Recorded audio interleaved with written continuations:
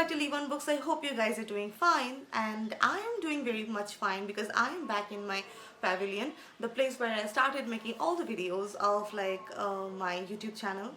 At least 80% of the videos were shot here in this little corner. So I feel nostalgic. And since I'm feeling nostalgic, so I will talk about a book which will make you feel nostalgic even if you haven't visited the place. Yeah, that's the gel. Basically I will talk about After Dark by Haruki Murakami in today's video.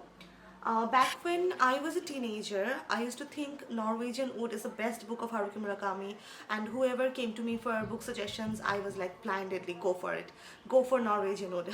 It's the best book out there.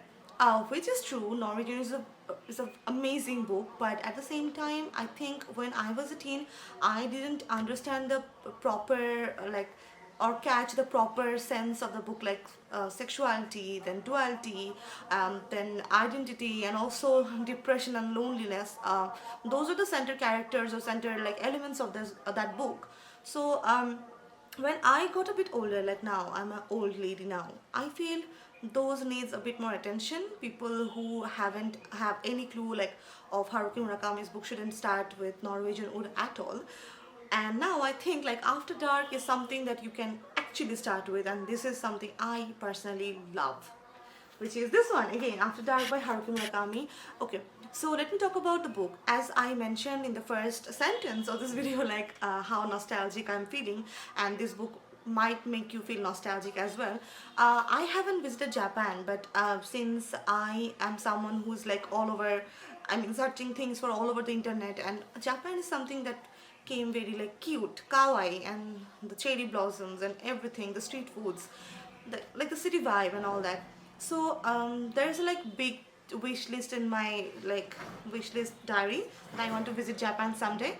But when I was reading this book, I was like, I am actually walking through the streets of Japan, and this is something which is very rare.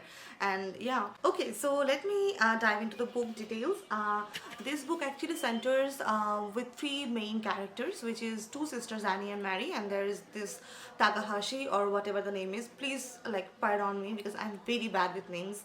And so there is this scene going on where the girl Mary, who is basically sitting on a cafe sipping on her coffee and basically reading a book, and then this guy comes and the guy tells her that I am your sister's friend and all of that. And then there's this time frame where some instances actually gets happened, and since there are two sisters, they both basically live in two different worlds. Like, one is a nighttime world, one is a daytime world. And don't ask me what is this nighttime and daytime. You have to read this, otherwise it will be spoiled for you if I tell this to you. So there is completely two different themes going parallelly along, and then there's guy who is actually narrating some stories or telling some bits and pieces, and there are some bizarre events happening around. And when I was reading, I was like, what I'm reading, what's happening in the book? But after some time I was like, okay, I can connect the dot now. So it's a book that is a slow burn, to be very honest, and it will take you a bit more time than the usual. But once you are in, it's fantastically curated. It's all over your mind. When I remember I used to read a very few pages, 5 to 10, and then I was like, okay, I'm not into this book. Again, I'm suggesting you to start with this book because I think I read this book at a very young age, when I was in a 13 or 14. So it's not appropriate, that age appropriate. But if you were adult, uh, like what should this adult 18 plus rule is something that is very it's not appropriate, because I have seen people who have more emotional maturity than me, and they can read this book in 13 as well.